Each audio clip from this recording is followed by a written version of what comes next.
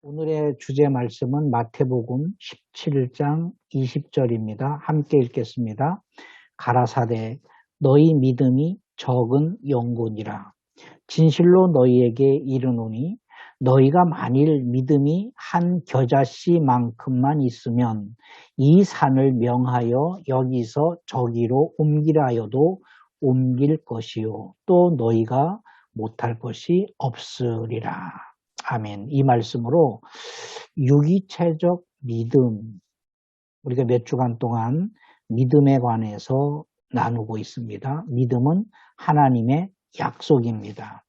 믿음은 종교적 행위에서 오는 것이 아니라 하나님의 약속인 말씀을 통해서 그 말씀을 들음으로, 그 말씀을 실행함으로, 그 말씀에 순종함으로 우리의 믿음이 자라는 것입니다. 그래서 믿음은 종교적 용어가 아닙니다. 세상 사람들은 믿음을 종교적 용어로서 구분짓습니다. 믿음이 있는가? 믿음 생활하고 있습니다. 저는 믿음 생활하고 있습니다. 종교 생활을 하고 있다라는 얘기죠. 그리고 믿음이라는 것은 일반 동사입니다. 이방 종교도 믿음이라는 말을 사용하고 있고 세상 사람들이 믿음이라는 말을 많이 사용하고 있습니다. 그러나 성경에서 말하는 믿음은 종교 용어가 아니라 유기체적 생명입니다. 유기체적 믿음입니다. 유기체라는 말은 생물처럼 물질이 유기적으로 구성되어 생활 기능을 가지게 된 조직체라는 것입니다. 이 말이 무슨 말이냐면 유기체라는 것은 생명체는 아닙니다. 물건 어떤 명칭이지만 나무가 자라고 어떤 사람이 자라고 동물들이 자라고 생명이 있어서 움직이는 동물이나 어떤 식물을 말하는 것이 아닙니다. 움직임이 없습니다. 그냥 명사일 뿐입니다. 믿음이라는 것은 명사일 뿐입니다. 어떤 인간의 언어일 뿐입니다. 그런데 그 믿음을 유기체라고 말하는 것은 생명체는 아니지만 생명체와 같이 성장한다라는 의미입니다. 이것은 굉장히 중요합니다. 세상 사람들도 세상 종교도 믿음을 얘기하고 있습니다. 그런데 그들이 말하는 믿음은 화석화된 믿음입니다. 죽은 용어입니다. 죽은 단어입니다. 어떤 행위를 절을 하거나 빌거나 어떤 마음적으로 어떤 믿는다라고 할 때 그 믿음인 것이지, 그러나 성경에서는 생명이 있다라는 겁니다.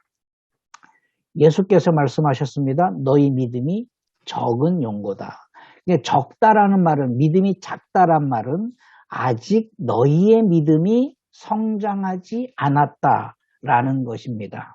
제가 키가 작잖아요. 그죠? 아시다시피. 그런데 누구로부터 작습니까? 제 손자 다인이보다는 몇 배가 큽니다. 그렇다고 제가 키가 크다라고 말할 수가 없는 것이죠. 그런데 우리 손자 아이들 뼘으로 3뼘, 5뼘밖에 안 되는 그 아이들은 아직 키가 자라지 않았을 뿐입니다. 그러니까 믿음이 적다라는 말은 미래가 있는 겁니다. 믿음이 화석화된 것이 아니라, 그러니까 다른 종교에서는 절을 한다든지 108번 절을 한다든지 3000배를 한다든지 그 절을 하는 행위를 믿음이라고 생각을 합니다.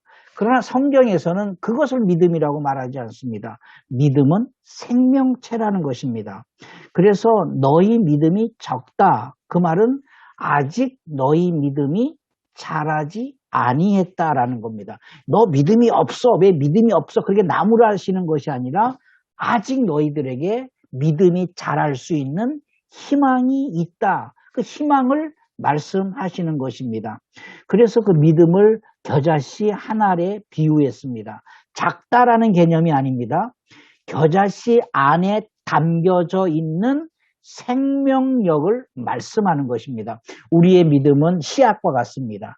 이게 작다라는 개념이 아닙니다. 이 씨앗 안에는 어마어마한 큰 나무가 될 수 있는 생명력이 하나님으로부터 오는 생명력이 있기 때문에 그것을 키워야 할 몫이 오늘 우리에게 있는 것입니다. 그래서 믿음을 일컬어서 유기체적 믿음이다. 생명체는 아니지만 생명체처럼 정성을 들여서 마음을 들여서 인격을 다해서 키워내어야 한다라는 것입니다. 집에서 화초를 키우더라도 정말 화초를 그냥 물만 준다고 화초가 자라지 않습니다. 마음을 쏟아야 됩니다. 사랑을 주어야 됩니다. 정말 정성을 다 들여야 됩니다. 그래야 생명체가 성장하는 것처럼 우리에게 믿음이나 주일날 교회 갔다 와서 성경 한 절 읽어서 그것이 믿음이 아닙니다. 믿음은 성장해야 된다는 것이죠. 그래서 1년 전이 다르고 2년 전보다 오늘이 다르고 3년 전보다 오늘이 다르고 4년 전보다 오늘이 다르는 것입니다. 나이가 들면 마음이 좁아지고 생각이 노파심이 많이 생기지 않습니까? 그 이유는 우리의 믿음이 죽었다라는 겁니다. 성장이 멈췄다라는 것입니다. 사도 바울은 이런 고백을 했습니다. 육체는 후패하나 육체는 늙을 수밖에 늙어야 되는 겁니다. 늙어야 정상입니다. 이게 늙어야 하나님의 은혜입니다. 이빨도 시원찮아져야 되고 머리카락도 빠져야 되는 것, 주름이 있어야 되는 것이고 허리도 굽는 것, 이것이 하나님의 은혜입니다. 늙음을 통해서 하나님의 은혜를 하나님 나라가 점점 가까워지고 있다는 것을 느끼는 것입니다. 현대인들은 늙음을 마치 적으로 여기는데 그렇지 않습니다. 늙음은 하나님께서 주시는 은혜입니다. 무슨 은혜입니까? 하나님의 나라가 가까워지고 있다라는 것입니다. 그러나 육체는 그렇게 후패하나 우리의 속사람은 날로 날로 새로워진다라는 겁니다. 우리의 마음이 믿음의 지배를 받아서 마음이 점점 넓어집니다. 포용하게 되는 것입니다. 생각이 하나님을 향한 올곧은 어떤 하나님을 향한 생각으로 집중하게 되는 것입니다. 오늘 유기체적 믿음을 통해서 저의 믿음이, 여러분들의 믿음이 성장하기를 원합니다. 나무는 고목나무라 할지라도 계속 성장해요. 새로운 꽃을 피우게 되는 것이고 새로운 낙엽을 um을 틔우게 되는 것이고 새로운 가지를 뻗게 되는 것입니다. 한쪽은 고목나무 한쪽을 자세히 보면은 죽어가지만 다른 한쪽으로는 계속해서 새순을 피워내고 있습니다. 우리의 믿음의 성장이 하나님 나라 갈 때까지 계속해서 성장을 해야 되고, 그리고 최고의 클라이막스, 최고의 성장을 이룬 상태에서 우리는 하나님의 부르심을 받고 천국으로 이사를 해야 될 줄 믿습니다. 그래서 유기체적 믿음에 대해서 함께 나누겠습니다.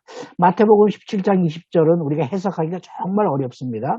믿음이 적다라는 것은 예수님이 나무램이 아니라 너희에게 희망이 있다라는 것입니다. 제가 제 손자에게 왜 그렇게 키가 작아? 왜 그렇게 1살 된 손녀에게 왜 키가 작아? 그렇게 할아버지보다 키가 더 작네? 이렇게 말하지 않습니다. 희망이 있습니다. 지금은 비록 몇 병밖에 안 되지만 큰 나무로 큰 키로 성장할 수 있는 희망이 있는 것입니다.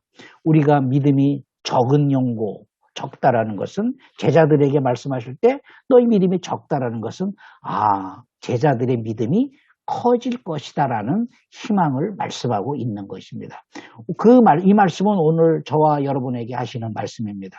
우리의 믿음은 계속 성장해야 됩니다. 겨자씨만한 믿음이 있을지라도 그것이 그 생명력은 바위를 뚫기도 하고 세상을 변화시키는 믿음이 되는 것입니다. 믿음이 적은 용고, 겨자씨만큼이라는 의미를 되새겨 보겠습니다. 이 말씀에서 우리가 오해를 풀어야 되는 것은 믿음을 자꾸 종교적 용어로만 생각을 합니다. 나는 믿음이 있습니다. 종교인이구나. 그렇지 않습니다. 믿음이 있다는 것은 하나님의 생명을 가지고 있다. 그런 의미도 됩니다. 믿음을 성장하는 생명체로 우리가 이해해야 됩니다. 믿음이 뭐냐? 유기체적이다. 유기체라는 거예요. 유기체. 계속 나무가 자라듯이 계속 성장을 하는 것입니다. 오늘날 한국교회 여러 교회들을 보면 또 교인 생활을 하는 것들을 보면 믿음이 멈춰 있습니다. 직분을 받게 되면 믿음이 멈춰 있습니다. 초신자 때는 믿음이 조금 자라다가 어느 순간에 믿음이 멈춰 있습니다. 교회의 비리도 보게 되고 뭐 여러 가지 사회적인 문제 요소가 복합되어서 주의 종을 신뢰하지 않는 시대가 되었고 교회를 신뢰하지 않는 시대가 되었습니다. 맞는 말입니다.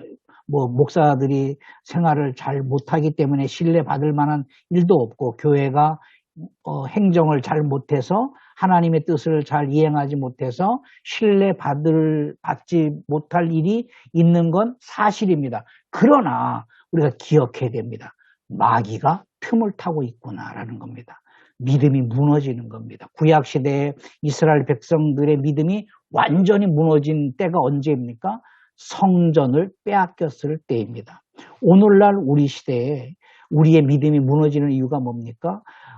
교회가 무용지물이 되는 시대에 우리가 살고 그런 생각을 하고 있는 것입니다. 믿음은 뭐냐? 생명체입니다. 내 안에 생명이 들어와 있습니다. 이것을 날마다 키워나가야 됩니다. 성격이 변해야 됩니다. 성격이 변하지 않는 것은 심리학적인 판단입니다. 하나님은 반드시 말씀합니다. 믿음이 들어가면 성격이 변한다라는 겁니다. 성령의 열매가 9가지 열매가 나타난다라는 것입니다. 사울이 변하여 바울이 된 것입니다. 야곱이 변하여 이스라엘이 되는 것입니다. 아브라함이 변하여 아브라함이 되는 것입니다. 변하도록 되어 있습니다. 왜냐하면 생명체, 그 바위 틈 사이에 뿌리를 내리는 생명체 보십시오. 바위를 쪼개지 않습니까? 연약한 그 뿌리가 파고 들어가서 어떻게 바위 틈에서 물 한 방울 없는 바위 틈에서 생명력을 펼칠 뿌리를 내릴 수 있을까요? 생명의 위대함입니다. 하나님의 말씀인 믿음이 오늘 우리에게 들어오면 우리는 성장하도록 되어 있습니다. 변화되도록 되어 있습니다. 그래서 믿음은 완성품으로 주어지는 것이 아니라 생명력 있는 씨앗의 형태로 주어진다는 사실입니다. 씨앗이 우리 안에 들어와 있습니다. 이 씨앗은 우리가 만들어낼 수가 없습니다. 우리가 해야 할 일은 그 씨앗을 키우는 일입니다. 그래서 씨 뿌리는 비유를 예수님께서 말씀하셨죠. 돌짝밭이 씨가 떨어졌다. 우리의 마음 상태를 얘기하는 것입니다. 우리의 마음이 돌짝밭입니다. 그러나 절망할 이유가 없어요. 돌짝밭을 돌들을 골라내면 됩니다. 길가밭, 완악한 길가밭, 길도 아스팔트 길일지라도 갈아엎으면 아스팔트를 걸어내고 갈아엎으면 그것이 옥토가 되는 거 아닙니까? 아무리 가시밭이 무성할지라도 가시를 뽑아내면 거기가 옥토가 되는 것입니다. 우리의 몫입니다. 하나님께서 가시를 뽑아주시거나 길가 같은 마음을 부드럽게 해주거나 돌들을 골라내주지 않습니다. 우리가 생명체를 키워야 한다라는 사명감으로 믿음이라는 생명체를 키워야 된다. 우리가 어린아이를 키우고 양육하듯이 제자들을 키우고 양육하듯이 내 안에 떨어진 믿음의 씨앗을 성장시키기 위해서 우리가 힘쓰고 애쓰고 다스리고 정복을 해야 됩니다. 우리의 마음을 다스리고 우리의 생각을 정복을 해야 됩니다. 하나님의 주시는 믿음은 완성품으로 주어지는 것이 아니라 생명력 있는 씨앗의 형태로 주어집니다. 씨앗과 열매는 본질상 같은 것입니다. 씨앗이 따로 있고 열매가 따로 있지 않습니다. 씨앗이 열매이며 열매가 씨앗입니다. 그러나 반드시 열매 중에서 가장 좋은 것을 씨앗으로 구분해내는 것입니다. 용도는 다른 것입니다. 열매는 완성품이지만 씨앗은 키워야 하는 생명체입니다. 저에게도 여러분에게도 키워내야 되는 것입니다. 우리의 믿음이 날마다 새로워지는 것입니다. 생각이 새로워지는 것입니다. 언어도 달라져야 되고 우선 우리에게 주어진 사역도 바라보는 시각도 달라져야 됩니다. 아이들을 양육하는 방법도 달라져야 되고 가정생활하는 것도 달라져야 됩니다. 그래서 믿음은 종교적 용어가 아닙니다. 아주 우리 마음에 새겨야 됩니다. 세상 사람들은 믿음을 종교적 용어라고 생각하는데 아닙니다. 믿음이 뭐냐? 키워내야 하는 생명체입니다. 우리가 생명체를 가지고 있습니다. 키워야 됩니다. 오늘 다르고 내일 다르고 이번 주가 다르고 다음 주가 다르고 새로워지는 것입니다. 초목을 보십시오. 다 달라요. 한국은 지금 가을 단풍이 한창 들겠죠. 그 단풍 보시 얼마나 아름답습니까? 또 새봄이 되면 죽어 있는 것 같으나 새봄이 되면 새싹을 또 틔워내는 것입니다. 우리의 믿음이 그렇게 날마다 성장을 해야 됩니다. 성숙하고 성장을 해야 됩니다. 그렇다면 성경에서 믿음을 키우는 법칙을 우리가 배워야 됩니다. 저도 배우고 여러분도 배우고 배워야 됩니다. 사람들은 오해를 합니다. 종교 행위를 하면 그것이 믿음이 있다라고 생각을 했습니다. 가인도 그렇게 생각을 했습니다. 이스라엘 초대왕 사울왕도 그렇게 생각을 했습니다. 아합도 그렇게 생각을 했습니다. 여로보암도 그렇게 생각을 했습니다. 많은 사람들이 종교 행위만 하면 되는 것이다라고 생각을 했습니다. 그래서 구약은 제사를 성전을 중심으로 제사를 드렸습니다. 신약은 예배 시대인데 교회를 중심으로 예배를 하게 했습니다. 이게 법칙입니다. 법칙. 구약은 제사를 통해서 성전을 통해서 성전을 중심으로 제사하게 했고 신약은 교회를 중심으로 예배하게 했습니다. 자, 그런데 호세아 6장 6절에 보면 나는 인애를 원하고 제사를 원치 아니하며 번제보다 하나님 아는 것을 원하노라. 사무엘상 15장 22절에 사무엘이 가로되 여호와께서 번제와 다른 제사를 그 목소리 순종하는 것을 좋아하심같이 좋아하시겠나이까. 순종이 제사보다 낫고 듣는 것이 수양의 기름보다 낫다. 말라기 1장 10절에 만군의 여호와가 이르노라 너희가 내 제단 위에 헛되이 불사르지 못하게 하기 위하여 너희 중에 성전 문을 닫을 자가 있었으면 좋겠도다. 내가 너희를 기뻐하지 아니하며 너희가 손으로 드리는 것을 받지도 아니하리라. 신약 성경에서 예수께서 이렇게 말씀하셨습니다. 마가복음 10장 21절에 예수께서 그를 보시고 사랑하사 이르시되 내가 아직도 한 가지 부족한 것이 있으니 가서 내게 있는 것을 다 팔아 가난한 자들에게 주라. 그리하면 하늘에서 보화가 내게 있으리라. 그리고 와서 나를 따르라 하시니. 이때 예수님 말씀하실 때 이미 유대교가 존재했습니다. 유대교도 하나님을 잘 섬기기 위해서 만들어진 제도입니다. 그래서 유대교가 나쁜 것이 아닙니다. 회당을 중심으로 한 유대교도 한 시대에 쓰임받았던 하나님의 계획이셨습니다. 자, 그때 예수님도 회당에 들어가셔서 말씀을 가르치셨는데 그때 예수님이 회당을 부정을 하는 회장을 인정하지 않는 말씀을 몇 차례 하셨습니다. 바로 대표적인 말씀이 마가복음 10장 21절입니다. 부자 청년에게 청년이라는 말은 50세 이상 된 사람을 말하는 겁니다.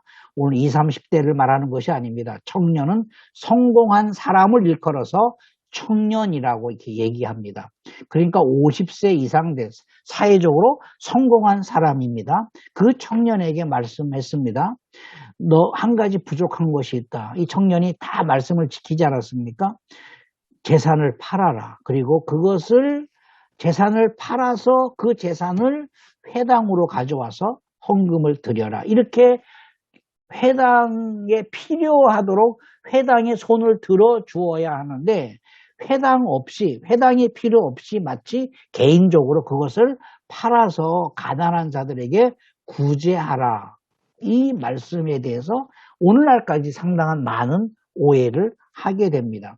그래서 호세아 6장 6절과 사무엘상 15장 22절과 말라기서 1장 10절과 마가복음 10장 21절을 통해서 구약시대에는 제사 무용론, 성전 무용론, 신약시대에는 예배 무용론, 교회 무용론이 세상을 지배하게 됐습니다. 성전을 지배했고 오늘날 교회 시대를 지배하고 있습니다.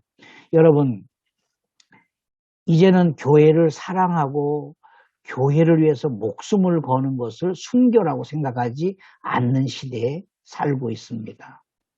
이것은 큰 타락입니다.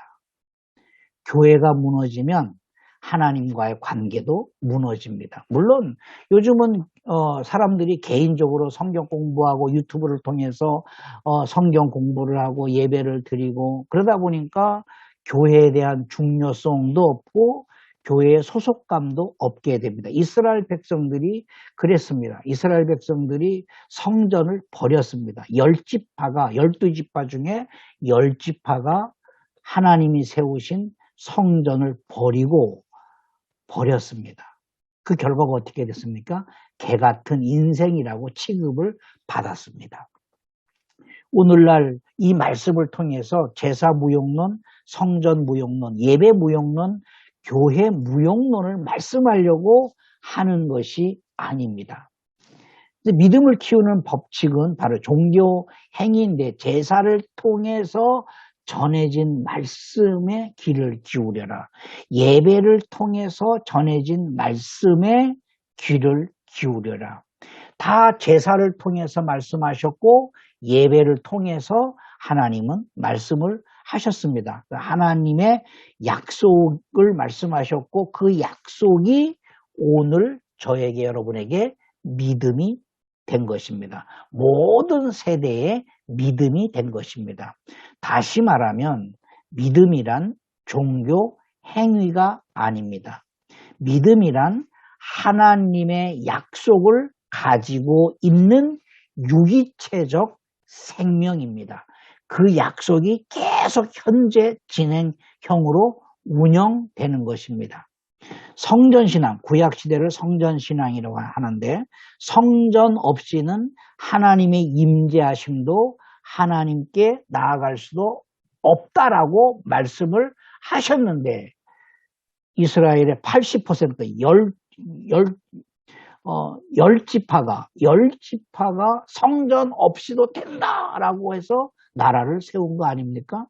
오늘날 교회 신앙 시대에 교회 없이도 성령의 임재하심도 성령의 전이 될 수 없습니다. 교회는 정말 중요합니다. 물론 교회가 잘못하는 일도 있습니다. 그리고 사회적인 논란이 되는 교회들도 있습니다. 이슈가 되는 교회들도 있습니다. 목회자들의 문제가 되는 것도 있습니다. 그것은 개인의 교회고 개인의 문제인 것이지 교회는 하나님이 세우신 한울 기관입니다. 교회가 무너진다는 것은 교회를 소홀히 여긴다는 것은 교회를 귀중히 여긴다는 것은 내가 아무리 성경을 공부하고 개인적으로 성경을 읽는다 할지라도 그것은 도덕적인 것입니다. 하나님 앞에 나아갈 수 없습니다. 법칙입니다. 법칙. 성전이 없이는 하나님께 나아갈 수가 없다. 구약시대고 신약시대, 오늘 우리 시대는 교회 없이는 하나님께 나아갈 수가 없습니다. 교회의 뿌리는 성전에 있습니다. 성전의 완성은 예수 그리스도입니다. 그래서 예수 그리스도를 구세주로 영접한 사람이 성전이 되는 겁니다. 다시 말해서 우리가 교회가 되는 것입니다. 교회는 두 가지입니다. 개인으로서의 교회이고 그 교회가 모이는 공동체가 교회인 것입니다. 두 가지가 다 필요합니다. 우리는 개인 교회로서 이 개인 교회가 섬기는 공동체 교회를 존중해야 됩니다. 교회가 잘못을 하면 교회를 향해서 돌을 던질 것이 아니라 교회 안으로 들어와서 교회를 개혁을 해야 되는 것입니다. 왜냐하면 교회 없이는 성령의 임재하심을 경험할 수 없기 때문에 성령의 전이 될 수 없기 때문에 그렇습니다. 믿음을 키우는 법칙이 있습니다. 믿음의 선진들에게 하신 말씀이 오늘 우리에게 약속이 됩니다. 신명기 32장 7절의 옛날을 기억해야 됩니다. 하나님께서 우리에게 새로운 말씀을 주시지 않습니다. 수천 년 전에 주신 말씀을 그대로 오늘 우리 시대의 옛날을 기억하여서 그 연대를 생각하고 아비에게 묻고 그리고 그가 설명할 것이고 어른들에게 물어서 그들이 우리에게 알려주겠다라는 것입니다. 그래서 요엘서 1장 3절에 너희는 이 일을 너희 자녀에게 말하고 너희 자녀는 자기 자녀에게 말하고 자녀는 후세에게 전달해야 할 사명이 있습니다. 구약시대는 성전을 통해서 하나님께 나아갔고 신약시대에는 오늘 우리 시대는 교회를 통해서 하나님께 나아갑니다. 앞으로는 더욱더 교회 무용론을 주장하는 사람들이 점점점 많아질 것입니다. 이것은 믿음이 없는 행위입니다. 비록 그가 성경책을 읽고 큐티를 하고 뭐 영상으로 어떤 신앙적인 찬송을 부를 수 있을지 모르겠으나 교회에 소속되지 아니하고 교회를 사랑하지 아니하면 그가 어떻게 우리가 하나님의 약속, 이미 약속이 깨어진 상태인데 그 약속을 우리가 이행할 수 있겠습니까? 디모데후서 1장 5절에 이렇게 말씀합니다. 이는 내 속에 거짓이 없는 믿음이 있음을 생각함이라. 이 믿음은 먼저 외조모로 로이스와 내 어머니 유니게에 속해 있더니 내 속에도 있는 줄을 확신하노라. 무슨 말입니까? 신명기 32장 7절과 요엘서 1장 3절이 디모데에게 그대로 조상으로부터 전수되었다라는 것입니다. 우리는 우리의 자녀들에게, 우리의 후손들에게 하나님의 말씀을 정확하게, 분명하게 전달해야 됩니다. 히브리서 11장 2절에 믿음은 그래서 이 구약시대에 이미 선조들에게 말씀하신 그 믿음은 오늘 우리에게 바라는 것들의 모델이 돼야 되는 것이고 보이지 않는 것들의 증거가 돼야 됩니다. 그래서 오늘 그러면 우리의 믿음이 어떻게 성장하는가? 창세기를 통해서 주어진 말씀을 우리의 마음에 새기도록 하겠습니다. 창세기에 등장하는 인물이 8명입니다. 물론 어마어마한 인물들이 많이 등장하지만 우리가 모델로 삼아야 할 분들은 8명으로 압축됩니다. 아담, 아벨, 에노스, 노아, 아브라함, 이삭, 야곱, 요셉. 이 사람들의 이야기가 창세기의 전부입니다. 자, 그래서 창세기에 등장하는 8명의 믿음의 선조들인 아담, 아벨, 에노스, 노아, 아브라함, 이삭, 야곱, 요셉을 통해서 하신 약속이 무엇인지 그 약속을 우리가 믿음으로 받기를 소망합니다. 그 말씀 한 구절만 붙잡고 기도하면 하나님께서 그 약속을 우리의 생애를 통해서 이루어 주시는 것입니다. 먼저 아담을 통해서 우리가 뭘 배워야 될까요? 내가 어디 있느냐, 우리의 존재, 자아를 묻는 겁니다. 내 존재를 묻는 겁니다. 아담아 내가 어디 있느냐라고 묻는 것은 오늘 우리에게 동일하게 물으시는 겁니다. 시몬아 내가 어디 있느냐. 이것을 늘 우리 마음에 새겨야 됩니다. 암송을 해야 됩니다. 말씀을 가지고 있어야 됩니다. 하나님의 약속을 가지고 있는 것입니다. 아담아 내가 어디 있느냐. 우리가 직장생활 할 때도 자녀를 양육하면서도 사람들을 만날 때도 우리가 기도할 때도 예배할 때도 하나님이 오늘 우리에게 물으시는 겁니다. 시몬아 어디 있느냐. 내 존재가 하나님 앞에서 어떤 존재여야 되느냐. 이 말씀을 마음에 새겨야 됩니다. 그리고 하나님께서 아담에게 2가지 사명을 주셨습니다. 아담의 직무입니다. 에덴 동산을 경작하게 하셨고 에덴 동산을 지키게 하셨습니다. 이게 마태복음 16장에 나오는 오늘날 교회의 모습과 같습니다. 경작한다라는 것은 계획된 농업이라는 의미입니다. 아담은 계획된 농업을 했습니다. 에덴 동산을 경작을 했습니다. 하나님으로부터 지혜를 구해서 어디에는 사과나무를 심고 어디에는 포도나무를 심고 어디에는 상추를 심고 경작을 했습니다. 우리의 인생을 경작해야 됩니다. 우리의 인생을 경작하다 보니까 우리가 부족한 것이 너무나 많습니다. 그래서 야고보서 1장 5절에 지혜를 구하는 겁니다. 날마다 지혜를 구하는, 내 자녀를 어떻게 키워야 됩니까? 내가 어떻게 직장 생활을 해야 됩니까? 내가 어떠한 모습으로 교회 생활을 해야 됩니까? 내가 어떠한 모습으로 내 사역을 감당을 해야 됩니까? 반면에 그렇게 경작을 해야 되지만 반면에 지켜야 됩니다. 악한 영적인 존재가 우는 사자와 같이 우리를 삼키려고 온다라고 베드로의 고백을 우리가 기억해야 됩니다. 지켜야 됩니다. 아담은 에덴 동산을 지켜야 됩니다. 마귀가 틈타지 못하도록. 마귀는 자꾸 우리의 언어를 통해서 교회를 무시하는 행동을 통해서 언어를 통해서 어떤 사역자를 무시하는 신뢰하지 못하는 행동을 통해서 언어를 통해서 마귀가 우리에게 틈을 타게 됩니다. 말 자체는 문제가 없어요. 다 맞는 말인데 신기하게 맞는 말이 한 달이 건너게 되면 마귀가 틈을 타게 되고 우리의 마음이 상해져요. 마음이 상해지면 같이 예배를 해도 1년이 지나고 2년이 지나고 3년이 지나도 그냥 맹숭맹숭하니 우리의 믿음이 성장하지 않습니다. 목회자와의 관계가 깨어지고 성도와의 관계가 깨어지면 그게 큰 것이 아닙니다. 지극히 작은 것입니다. 지극히 작은 것입니다. 큰 것이 아닙니다. 어마어마한 사회적 이슈가 아닙니다.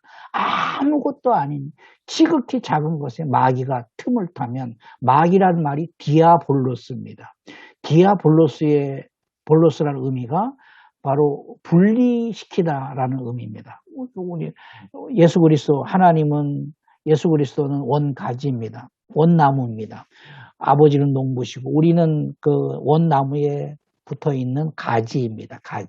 가지입니다. 그래서 가지는 원나무에서 오는 어떤 영양분을 계속 공급받아야 가지에서 열매가 맺히게 되는 겁니다. 그러니까 디아볼로스가 뭐냐면 이 원나무와 가지 사이에 쐐기를 박는 겁니다. 쐐기를 박다라는 의미입니다. 디아볼로스, 마귀라는 것이. 그래서 한 번에 신앙이 떨어지는 것이 아니라 100% 영양분을 받아야 되는데 쐐기가 하나 박힘으로 90%로 줄어들고 또 하나 박힘으로 80% 줄어들고 또 하나 박힘으로 50%로 줄어드는 겁니다. 다 합리적이에요. 합법적이에요. 합리적이에요. 우리 목사님이 잘못했어. 구역장이 잘못해서 성경교사가 잘못했어. 다 합리적인 것으로 설명할 수 있지만 내 신앙은 점점 교회가 싫어지고 교회가 미워지고 목회자가 미뤄지고 설교가 들려오지 않고 우리의 신앙은 디아볼로스에 속고 신앙이 시들어가게 되는 것입니다. 지켜야 되는 겁니다. 지킨다라는 말은 쐐기를 뽑아내야 됩니다. 아무리 나무 가지가 나는 잘할 수 있어, 나는 승리할 수 있어, 그렇지 않습니다. 가지는 아무런 능력이 없습니다. 아무런 능력이 없습니다. 원나무에서 은혜를 공급받지 않으면 가지가 아무리 똑똑해도 그 가지는 죽습니다. 가지가 원 줄기로부터 은혜를 공급받으려면 우리에게 박혀있는 쐐기를 날마다 뽑아내야 됩니다. 사도 바울은 나는 날마다 죽노라 이런 고백도 했습니다.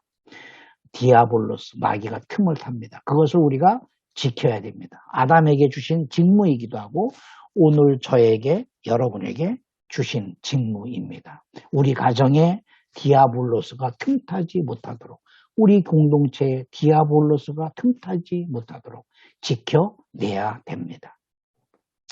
아벨을 통해서 우리가 마음에 새겨야 하는 것은 번제, 희생 제사의 모델이 되었습니다. 정말 아벨은 위대한 사람입니다. 모델이 되었습니다. 그 첫 새끼와 그 기름으로 제사했다. 창세기 4장 2절입니다. 히브리서 11장 4절은 이렇게 고백합니다. 믿음으로 아벨은 더 나은 제사를 드렸습니다. 나은 제사, 최상급의 제사를 드렸습니다. 오늘 우리의 드리는 예배가 누구보다도 더 나은 예배를 드리기 위해서 우리가 몸부림해야 될 줄 믿습니다. 아벨을 담는 겁니다. 에노스, 비로소 여호와의 이름을 불렀다. 여기서 많은 오해를 합니다.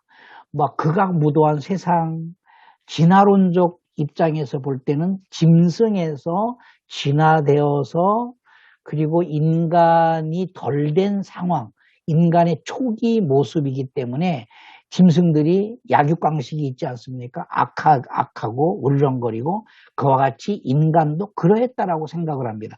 그렇지 않습니다. 완벽한 인간입니다. 아담부터 완벽한 인간입니다. 경작을 할 만큼의 완벽한 인간입니다. 네. 비로소 여호와의 이름을 불렀다라는 것은 공적 예배자로 내가 살겠다. 창세기 4장 26절에 말했습니다. 공적 예배자로 산다라는 것은 그 당시에 제사에 대한 두려움이 있었습니다. 왜냐하면 최초의 살인 사건이 제사 때문에 일어난 것이거든요. 이것이 온 사방에 퍼졌기 때문에 어떤 가문은 제사 금지령을 내렸을 것입니다. 우리 가문은 제사하지 않는다. 가인 같은 경우는 다시는 제사하지 않는다. 그래서 아예 신을 바꿔버리는 거예요. 하나님께 제사하는 것을 멈추고 자기가 만들어낸 1월 성신을 섬기는 제사 방법을 만들어내고 법도 만들어내는 것입니다. 그러나 에노스는 제사에 대한 두려움을 극복하고 그 방해하는 사람들을 극복하고 얼마나 수근수근거렸습니까? 가인이 아벨을 왜 죽였대? 얼마나 아니 요즘도 수근수근거리 많지 않습니까? 뭐 온 동네가 다 알지 않습니까? 온 교회가 한 사람이 무슨 일을 하면 온 교회가 다 알지 않습니까? 우리가 수근거리는 것은 멈춰야 됩니다. 가급적이면 사람 만나면 그냥 오늘 우리가 무슨 기도를 하는지 또 우리가 무슨 책을 읽고 있는지 성경을 지금 읽는데 어떤 은혜가 있는지 현재 이야기를 나눠야지 왜 다른 사람의 이야기를 나눠서 그 말이 꼭 또 전달됩니다. 그냥 그대로 전달되지 않습니다. 누가 그랬더라, 누구는 그랬더라 그런 거죠. 그런 방해 공작들이 있었다라는 겁니다. 제사에 대해서 얼마나 많은 말들이 있었겠습니까? 에누스가 그것들을 믿음으로 다 극복하고 그러한 소문들을 영적인 쓰레기통에 다 버리고 나는 공적 예배자로 나는 예배자로 살겠다. 나는 제일주의의 삶을 살겠다라고 하면서 비로소 여호와의 이름을 부르는 제사를 공개적으로 드렸다라는 것입니다. 오늘 우리가 드리는 예배가 그래야 됩니다. 소문이 많습니다. 어떤 목사님은 이랬다더라, 어느 교회는 이랬다더라. 그 말 듣지 말아야 돼요. 우리가 하나님께 예배하는 거지 목사에게 예배합니까? 교회에게 예배합니까? 헌금도 하나님께 드리는 것이 괜히 기분이 나쁘면 헌금하는 것도 줄이고 그것은 바로 가인과 같은 삶을 사는 것입니다. 답습을 하는 것입니다. 우리는 에노스의 삶을 살아야 됩니다. 노아, 당대의 의로운 자였더라. 정말 이 말 한마디에 은혜가 되지 않습니까? 당대가 어떤 시대였습니까? 하나님을 알지 못하는 시대였습니다. 하나님 없이도 살아갈 수 있는 오늘 우리 시대와 같습니다. 그 가운데서 타협하지 아니하고 하나님께서 인정하시는 하나님과 동행하는 삶을 살았습니다. 자기에게 명하신 대로 다 준행하였더라. 얼마나 힘들었겠습니까? 그런 하나님 없는 세상에 살고 있는 시대에 오늘날 신앙의 초보자들은 식당에서 기도하는 것도 창피하게 여기는 사람들도 많이 있습니다. 잊어버리는 사람도 많이 있습니다. 네. 그런데 뭐 10초도 안 되는 기도도 창피하게 여기는 사람들이 많이 있는데 하나님께서 명하신 것을 다 준행했다라는 노아는 정말 위대합니다. 아담과 아벨과 에노스와 노아는 우리의 내적 자아입니다.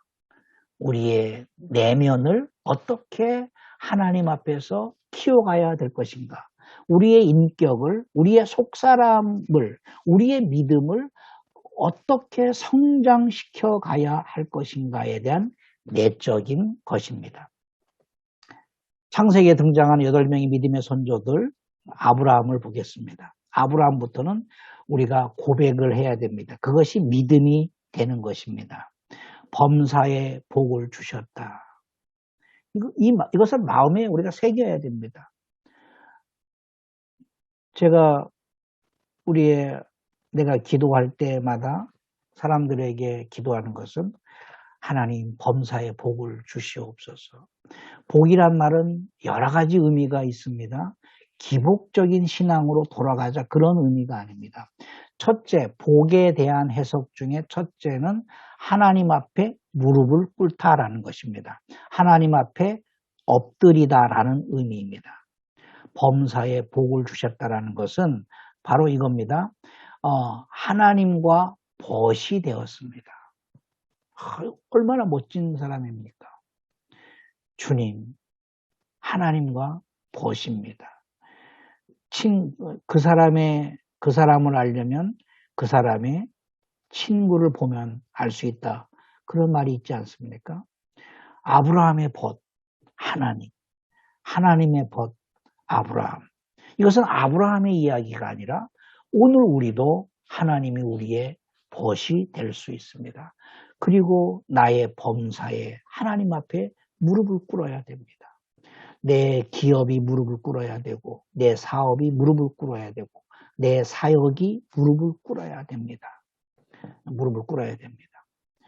그리고 이 아브라함에게 하신 약속인데 갈라디아서 3장 7절과 9절에 보면 믿음으로 아브라함이 자손이 될 수 있다. 아브라함이 받은 복을 받을 수 있다라고 갈라디아서 3장 7절 9절에 말씀하고 있습니다. 약속하고 있습니다. 그러니까 범사에 하나님 나에게 복을 주시옵소서. 복은 여러 가지 의미가 있다 그러지 않았습니까? 첫째는 하나님께 무릎을 꿇는 것이고 두 번째는 보이는 것입니다. 보이는 것. 하나님께 무릎 꿇는 것은 하나님과의 관계이고 두 번째는 세상과의 관계입니다. 직장 생활하는 사람에게 복이 필요한 것입니다.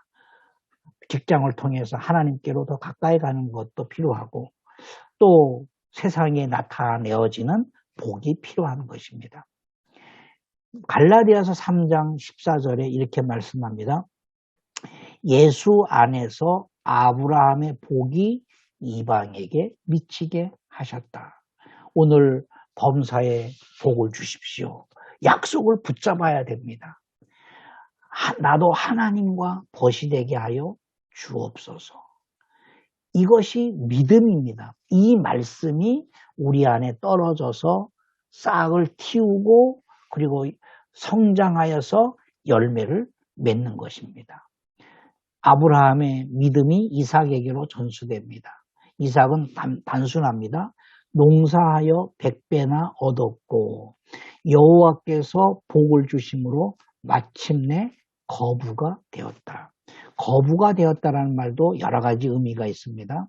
하나님을 향한 하나님 앞에 무릎 꿇다라는 것의 거부입니다. 영적 거장이라는 의미일 수 있습니다. 그러면서 반면에 세상에 나타나는 거부가 포함되고 있습니다. 농사하여서 100배를 얻었다라는 말은 100배라는 말은 꼭 100이라는 것이 아니라 만수입니다. 만수. 인간이 생각할 수 없는 수확을 얻었다. 하나님께서 그렇게 이삭에게 복을 주셨다라는 것입니다. 오늘 이삭의 복이 저에게 여러분에게 우리의 후손들에게 임하기 위해서 우리가 이 말씀을 붙잡고 기도해야 됩니다. 그러면 예수 안에서 아브라함의 복이 이방인에게 미치게 하신 것처럼 예수 안에서 이삭의 복이 오늘 저와 여러분에게 미칠 것이라고 믿습니다. 야곱은 좀 깁니다. 야곱에게는 계속해서 내가 너와 함께하리라. 창세기 31장 3절에 내가 너를 떠나지 아니하리라. 창세기 28장 15절 하나님과 겨루 이겼다. 하나님이 져 주셨습니다. 기도입니다. 기도. 우리가 하는 기도. 창세기 32장 28절에 내가 너와 함께 애굽으로 내려가겠다. 창세기 46장 4절입니다. 이 말씀이 있어야 됩니다. 야곱은 가는 곳마다 제단을 쌓았습니다. 그리고 자발적으로 11조 헌금을 드렸습니다. 창세기 33장 20절, 35장 7절, 28장 22절입니다. 우리가 야곱의 믿음이 예수 안에서 야곱에게만 임한 것이 아니라 오늘 예수 안에서 저에게, 여러분에게 임하리라고 믿습니다. 이것을 믿음으로 믿으면 믿음이 되는 것입니다. 마지막으로 요셉입니다. 여호와께서 요셉과 함께 하심으로 그가 형통한 자가 되었다. 형통이라는 말에 여러 뜻이 있습니다. 모든 범사가 잘 된다 그런 의미도 있지만 아부라는 말의 뜻이 있습니다. 아부. 하나님 아버지란 뜻입니다. 하나님과의 관계입니다. 여호와께서 요셉과 함께함으로 그가 하나님과 함께하는 삶을 살았다라는 겁니다. 노예 생활 때도 하나님과 함께했고, 그리고 감옥에서 3년간 생활할 때도 하나님과 함께했고, 그가 총리가 되었을 때도 하나님과 함께했다라는 의미가 바로 형통입니다. 저와 여러분이 요셉에게 임한 형통이 예수 안에서 저와 여러분에게 믿음이 되기를 예수 이름으로 축복합니다. 그리고 여호와의 복이 그 집에 임했습니다. 여호와의 복이 10년 동안의 노예 생활을 하지 않았습니까? 노예 생활을 하는데 직장 생활이라고 생각하시면 되죠. 사장 욕하지 말고 윗사람 욕하지 말고 하나님 나로 말미암아 우리 직장이, 우리 기업이, 우리 가정이, 우리 공동체가 하나님의 복이 임하게 하여 주시옵소서. 이것이 오늘 저에게 여러분에게 믿음이 되었으면 좋겠습니다. 그리고 애굽 사람들이 요셉의 형통함을 확인을 했습니다. 야, 저 사람이 들어와서 우리 기업이 잘 됐어. 저 사람이 들어왔기 때문에 우리나라가 살았어 라는 그러한 복이 있었으면 좋겠습니다. 그리고 하나님께서 요셉을 위하여 애굽 사람의 집에 복을 내리셨다. 창세기 39장 5절입니다. 우리를 통하여서 우리가 거하는 곳에 복이 임할 것이다 라는 믿음이 우리 마음밭에 떨어져서 이 말씀을 붙잡고 기도할 때, 이 말씀을 기억할 때 하나님께서 우리의 믿음이 유기체적 생명이 되리라 믿습니다. 결론입니다. 믿음의 선조들에게 하신 말씀은 오늘 우리에게 주시는 유기체적 믿음이며 동시에 하나님의 약속입니다. 믿음의 선조들, 8명의 믿음의 선조들, 그 창세기를 통해서 나타난 믿음의 선조들 8명에게 하신 말씀은 오늘 우리에게 주시는 유기체적 생명체 믿음이며 동시에 하나님의 약속입니다. 예수 안에서 8명에게 약속하신 또 믿음, 하나님께서 약속하신 그 약속이 오늘 저에게 여러분에게 싹을 틔우고 성장하여서 열매 맺혀지기를 소망합니다. 마태복음 17장 20절입니다. 가라사대 너희 믿음이 적은 영혼이라. 비록 지금 우리가 이 말씀을 읽었다고 해서 아무것도 변화가 되는 것은 없습니다. 왜냐하면 우리의 믿음이 적기 때문입니다. 그러나 실망할 것이 없습니다. 우리에게 적은 믿음이지만 그 생명력은 하나님으로부터 온 것이기 때문에 그것이 비록 겨자씨만큼 작을지라도 그것이 성장하면 산을 옮길 만큼 민족을 바꾸고 나라를 바꾸고 기업을 바꾸고 한 세대를 바꿀 수 있는 영적 거장의 나무로 클 수 있으리라 믿습니다.